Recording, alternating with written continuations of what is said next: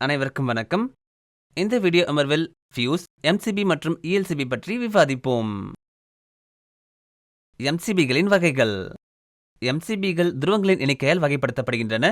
இங்கே துருவங்கள் சுவிட்சுகளை குறிக்கின்றன. ஒரு கம்பத்தில் ஒரு சுவிட்ச் உள்ளது. 2 துருவத்தில் வைஸ் போன்ற 2 சுவிட்சுகள் உள்ளன. ஒற்றை துருவ சர்க்கியூட் பிரேக்கர் சுற்றுவட்டத்தின் ஒரு கட்டத்தை பாதுகாக்கிறது மற்றும் ஒரே ஒரு சுவிட்சை கொண்டுள்ளது. இரட்டை துருவ சர்க்கியூட் பிரேக்கரில் 2 சுவிட்சுகள் உள்ளன, மேலும் ஒரு கட்டத்தையும் நடுநிலையையும் பாதுகாக்கிறது. 3 துருவ சர்க்கியூட் பிரேக்கரில் 3 சுவிட்சுகள் உள்ளன, மேலும் அவை 3 கட்டங்களையும் பாதுகாக்கின்றன. 4 துருவ எம்சிபி 4 சுவிட்சுகள், 3 கட்டங்கள் மற்றும் ஒரு நடுநிலை ஆகியவற்றை கொண்டுள்ளது. 4 துருவங்கள் 3 கட்டங்களையும் நடுநிலையையும் பாதுகாக்கின்றன. எம்சிபியின் தற்போதைய மதிப்பீடுகள். பிரேக்கர் பயணம் செய்யும் மின்னோட்டத்தின் மதிப்பு தற்போதைய மதிப்பீடு என்று அழைக்கப்படுகிறது. பயன்படுத்தப்படும் எம்சிபியின் மதிப்பிடப்பட்ட மின்னோட்டம் பாதுகாக்கப்பட வேண்டிய உபகரணங்களின் சுமை மின்னோட்டத்தை பொறுத்தது. இந்த மதிப்பு ஒரு நிலையான எம்சிபிக்கு 6 முதல் 125 ஆம்பியர் வரை இருக்கும். அவை பின்வரும் மதிப்பீடுகளில் வருகின்றன: 6 amperes, 10 amperes, 16 amperes, 20 amperes, 25 amperes, 32 amperes, 45 amperes, 50 amperes, 63 amperes, 80 amperes, 100 amperes மற்றும் 125 ஆம்பியர்ஸ். உதாரணமாக, உங்கள் வீட்டில் ஏர் கண்டிஷனிங் இருந்தால் 20 ஆம்பியர் எம்சிபியை நிறுவ அறிவுறுத்தப்படுகிறது. அதே நேரத்தில் விளக்குகள் மற்றும் மின்விசிறிகளுக்கு 6 ஆம்பியர்கள் அதிகமாக இருக்க வேண்டும் என்று அறிவுறுத்தப்படுகிறது. எம்சிபியை எவ்வாறு நிறுவுவது? எம்சிபியுடன் இணைக்கப்பட வேண்டிய சுமையின் தற்போதைய மதிப்பீட்டை கணக்கிடவும். சுமைக்கு பொருத்தமான தற்போதைய மதிப்பீட்டில் எம்சிபியை தேர்ந்தெடுக்கவும். சுமை மின்னோட்டம் 4 ஆம்ப்ஸ் எனில் 6 ஆம்ப்ஸ்களுக்கு எம்சிபியையும் 7 ஆம்பியர்களுக்கு 10 ஆம்ப் எம்சிபியும் தேர்வு செய்யவும். ஒற்றை மற்றும் 3 கட்ட சுற்றுகளுக்கு முறையே 2 மற்றும் 4 துருவங்களை எப்பொழுதும் விரும்புங்கள். கைப்பிடியை ஆன் மற்றும் ஆஃப் செய்வதன் மூலம் எம்சிபியை கைமுறையாக சரிபார்க்கவும். குமிழ் கீழே இழுக்கும்போது விரைவாக விழுவதை உறுதி செய்யவும். எம்சிபியை ஏற்ற இடத்தை தேர்வு செய்யவும். எம்சிபிகள் எப்போதும் ஒரு உலோக பலகை கொண்ட உறைக்குள் நிறுவப்பட வேண்டும். பொருத்தமான திருகுகள் மூலம் சுவரில் உலோக பெட்டியை ஏற்றவும். மெட்டல் பாக்ஸின் உள்ளே எம்சிபி என் கிளாம்ப் அல்லது சி கிளாம்பை சரி செய்யவும். இணைக்கப்பட்டிருக்கும் பொருட்டு பட்டிக்கு எதிராக உறுதியாக அழுத்துவதன் மூலம் எம்சிபியை ஏற்றவும். எம்சிபி சரியான நிலையில் சரி செய்யப்பட்டுள்ளதா என்பதை உறுதி செய்து கொள்ளுங்கள். இதனால் நீங்கள் குமிழியை மேல்நோக்கி உயர்த்துவதன் மூலம் அதை இயக்கலாம். எம்சிபியின் உள்ளீடு மற்றும் வெளியீடு பக்கங்களின் முனையங்களில் உள்ள திருகுகளை தளர்த்தவும். சப்ளை வயர்களை எம்சிபியின் இன்புட் டெர்மினலுடன் இணைக்கவும் மற்றும் எம்சிபியின் அவுட்புட் பக்கத்தில் பாதுகாக்கப்பட வேண்டிய சுமைகளை இணைக்கவும். எம்சிபி குமிழியை மேல்நோக்கி உயர்த்தி சுமை எந்த இடையூறும் இல்லாமல் செயல்படுவதை உறுதி செய்து மின்சார விநியோகத்தை இயக்கவும்.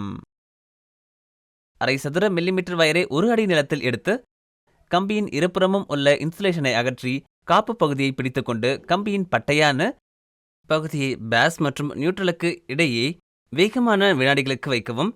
ஷார்ட் சர்க்கியூட்டை தவிர வேறில்லை. உடனடியாக எம்சிபி சுமைக்கு மின்சார விநியோகத்தை துண்டித்துவிடும். எம்சிபியை அணைப்பதன் மூலம் எம்சிபியின் ஆம்பியர் மதிப்பீட்டை விட அதிகமான சுமையை நீங்கள் இப்பொழுது பயன்படுத்தலாம். ஓவர்லோடிங்கை தவிர வேறொன்றும் இல்லை. நீங்கள் எம்சிபியை ஆன் செய்ய முயலும்போது குமிழ் ஆன் நிலையில் நிலைக்காத.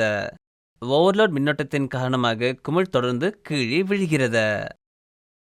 இஎல்சிபியில் விவாதிப்போம். இஎல்சிபி என்பது எர்த் லீக்கேஜ் சர்க்கியூட் பிரேக்கரை குறிக்கிறது.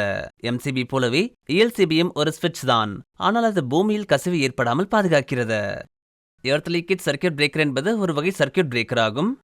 இது கசிவு மின்னோட்டத்திற்கு எதிராக பயன்படுத்தப்படுகிறது.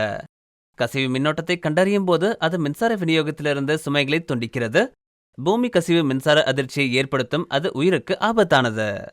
ஒரு பாதுகாப்பு சாதனமாக இஎல்சிபியின் முதன்மை நோக்கம் மின்சார அதிர்ச்சியிலிருந்து பாதுகாப்பதாகும். எந்த ஒரு அங்கீகரிக்கப்படாத பாதை வழியாகவும் சுற்றுவட்டத்திலிருந்து வெளியேறும் கசிவு மின்னோட்டத்தை இது கண்காணிக்கிறது. ஆனால் இது அதிக சுமை அல்லது குறுகிய சுற்று மின்னோட்டத்திலிருந்து பாதுகாக்க முடியாது. ஆர்சிசிபி அல்லது எஞ்சிய தற்போதைய சர்க்கியூட் பிரேக்கர் இஎல்சிபியின் மற்றொரு பெயர் ஆகும். எர்த் லீக்கேஜ் என்றால் என்ன? எர்த் லீக்கேஜ் ஏற்படுவதற்கு பல்வேறு காரணங்கள் உள்ளன.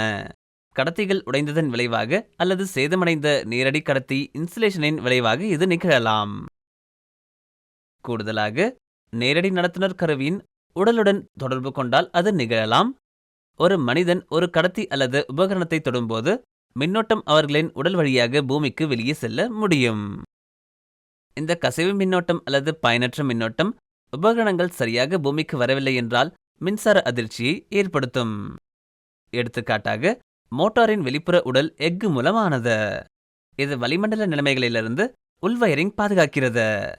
முறுக்கு மற்றும் மோட்டார் வீடுகளுக்கு இடையில் வலுவான காப்பு வழங்கப்படும்.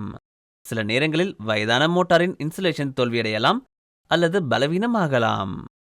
இந்த நேரத்தில் முறுக்குகளில் பாயும் மின்னோட்டம் மோட்டாரின் வீட்டு வசதியிலும் பாயலாம். இது மோட்டார் உடலை தொடும்போது அந்த நபருக்கு மின்சார அதிர்ச்சியை ஏற்படுத்தலாம். மேலும் மோட்டாரை சரியாக எர்த் செய்தால் கசிவு மின்னோட்டம் பூமியில் பாய்ந்து அவர் பாதுகாப்பாக இருப்பார். நீங்கள் ELCBயுடன் மோட்டாரை இணைத்தால் மோட்டாரில் உள்ள இன்சுலேஷன் செயலிழப்பை சரி செய்யும் வரை அல்லது மோட்டாரை நல்லதை கொண்டு மாற்றும் வரை அது தானாகவே சர்க்கியூட்டை ட்ரிப் அல்லது ஆஃப் செய்யும். இந்த பிரச்சனை பொதுவாக மின்சார இரும்புகளிலும் ஏற்படுகிறது. பொதுவாக ஒரு ELCB ஆனது 30 மில்லியாம்பியர்களின் கசிவு மின்னோட்டத்திற்காக சுற்றுவட்டத்தை அல்லது ஆஃப் செய்ய டிசைன் செய்யப்பட்டுள்ளது. ஒரு உதாரணத்துடன் விவாதிப்போம். ஒரு மோட்டார் ELCBயுடன் இணைக்கப்பட்டு பிரதான விநியோகத்தில் இருந்து 5 ஆம்பியர்களை இழுக்கிறது. அதாவது மோட்டார் 5 ஆம்புகளை பேஸ் ரிட்டர்ன்களிலிருந்து நியூட்ரல் மூலம் திரும்ப பெறுகிறது. மோட்டாரில் சரியான இன்சுலேஷன் இருந்தால் அது கட்டத்தில் இருந்து 5 ஆம்புகளை இழுத்து அதே 5 ஆம்ப்ஸை மீண்டும் நியூட்ரல் மூலம் சப்ளை செய்ய தருகிறது. ELCB ஆனது ஆன் நிலையில் இருக்கும். மோட்டார் இன்சுலேஷன் தோல்வியுற்றது மற்றும் அதன் வீட்டிற்கு சில கசிவு மின்னோட்டத்தை ஈர்க்கிறது என்று வைத்துக் கொள்வோம். அது 40 மில்லியாம்புகளாக இருக்கலாம். இப்பொழுது மோட்டார் மின்னோட்டத்திலிருந்து 5.04 ஆம்ப்ஸ் மின்னோட்டத்தை எடுக்கும். அதில் மோட்டாரின் வெளிப்புற உடல் 40 மில்லியாம்ப்ஸ் மற்றும் மீதமுள்ள 5 ஆம்ப்ஸ் மீண்டும் நடுநிலைக்கு எடுக்கும். இங்கே 40 மில்லியாம்புகளுடன் கட்டத்திற்கும் நடுநிலைக்கும் இடையே தற்போதைய வேறுபாடு உள்ளது. இந்த 40 மில்லியாம்புகள் ELCBக்கு மின்கற்றிலிருந்து மின்சாரம் வழங்குவதை தடுக்க அல்லது அணைக்க போதுமானது. ELCBயை எவ்வாறு தேர்வு செய்வது என்று விவாதிப்போம். MCB போலவே ELCB முறையே 2 துருவம் மற்றும் 4 துருவங்கள் போன்ற ஒற்றை கட்ட மற்றும் 3 கட்ட சுற்றுகளுக்கு கிடைக்கிறது. மின்னோட்ட உணர்திறன் மும்மடங்கு தவிர ELCB தற்போதைய மதிப்பீடு தேர்வு MCB போன்றது. ELCB 30 MA, 100 MA மற்றும் 300 MA உட்பட பல ட்ரிப்பிள் உணர்திறன் நிலைகளை கொண்டுள்ளது. மனித பாதுகாப்புக்கு ஏற்படும் மின் அபாயங்களிலிருந்து பாதுகாக்க நாம் 30 MAயை உணர்திறனாக தேர்வு செய்ய வேண்டும். மேலும் மின் சாதனங்களுக்கு எதிராக மின் அபாயங்களை பாதுகாக்க நாம் 300 MAயின் உணர்திறனை தேர்வு செய்யலாம். ELCBயை எவ்வாறு இணைப்பது என்று விவாதிப்போம். ELCB மவுண்டிங் அல்லது ஃபிக்சிங் செயல்முறை MCBக்கு சமமாகும். எந்த ஒரு சுற்றுகளிலும் ELCB MCB மற்றும் சுமைக்கு இடையில் இணைக்கப்பட்டுள்ளது. MCB எப்பொழுதும் முதலில் இணைக்கப்பட்டிருக்கும். ஏனெனில் ELCB மற்றும் MCBக்கு இடையில் ஏதேனும் தவறு ஏற்பட்டால் ELCB முதலில் இணைக்கப்படும் போது MCB ELCBயை பாதுகாக்க முடியாது மற்றும் சற்று சேதமடையலாம். ELCB 2 தற்போதைய மதிப்பீடுகளை கொண்டுள்ளது. ஒன்று, மதிப்பிடப்பட்ட மின்னோட்டம் 16 ஆம்ப்ஸ், 20 ஆம்ப்ஸ் மற்றும் 125 ஆம்ப்ஸ் வரை. மற்றும் 2, 30 MA, 100 MA மற்றும் 300 MA போன்ற தற்போதைய உணர்திறனில் மதிப்பிடப்பட்டது. மதிப்பிடப்பட்ட மின்னோட்டம் ELCB இந்த மதிப்பீட்டு மின்னோட்டத்தை தாங்கும் என்பதை குறிக்கிறது.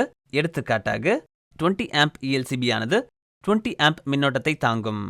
அதாவது 20 ஆம்புக்கு மேல் மின்னோட்டம் பாயும்போது அது சேதமடையும். ஒரு ELCB 100 MA மதிப்பீட்டை கொண்டுள்ளது என்று வைத்துக் கொள்வோம். அதாவது 100 மில்லியாம்பியர் அல்லது 100 மில்லியாம்பியருக்கு அதிகமான அளவில் கசிவு மின்னோட்டம் ஏற்படும் போது ELCB ஆனது ட்ரிப்பாக இருக்கும். எனவே ELCBயின் தற்போதைய மதிப்பீட்டை விட அதிகமாக மதிப்பிடப்பட்ட மின்னோட்டத்தை எப்பொழுதும் தேர்ந்தெடுக்கவும். எடுத்துக்காட்டாக, நீங்கள் 20 ஆம்ப் MCBயை பயன்படுத்தினால் 20 ஆம்புக்கும் அதிகமான தற்போதைய மதிப்பீட்டின் ELCBயை பயன்படுத்த வேண்டும். MCBயின் தற்போதைய மதிப்பீட்டை விட குறைவான தற்போதைய மதிப்பீட்டை கொண்ட ELCBயை பயன்படுத்தினால் ELCB சேதமடையும். உங்களிடம் 6 துணை சுற்றுகள் உள்ளன என்று வைத்துக் கொள்வோம். ஒவ்வொரு துணை சுற்றும் 6 ஆம்ப்ஸ் ஒற்றை துருவ MCBயுடன் பாதுகாக்கப்படுகிறது. எனவே நீங்கள் 2 துருவ MCBயின் 36 ஆம்புகளுக்கு பிரதான விநியோக பக்கத்தில் ஒரு பொதுவான MCBயை நிறுவ வேண்டும். பின்னர் நீங்கள் ELCBயை இணைக்க வேண்டும் முதன்மை எம்சிபி மற்றும் துணை சுற்று எம்சிபிகள் 36 ஆம்புகளுக்கு குறையாத தற்போதைய மதிப்பீடு மற்றும் உணர்திறன் 30 மில்லி ஆம்புகள். இந்த வீடியோ அமர்வில் இருந்து நீங்கள் ஃபியூஸ், எம்சிபி மற்றும் இஎல்சிபி ஆகியவற்றை ஒரு மின்சுற்றுக்கு பயன்படுத்தவும் அல்லது இணைக்கவும் மற்றும் அதை பாதுகாக்கவும் முடியும் என்று நம்புகிறேன். பார்த்ததற்கு நன்றி. இந்த நாள் இனிய நாளாகட்டும்.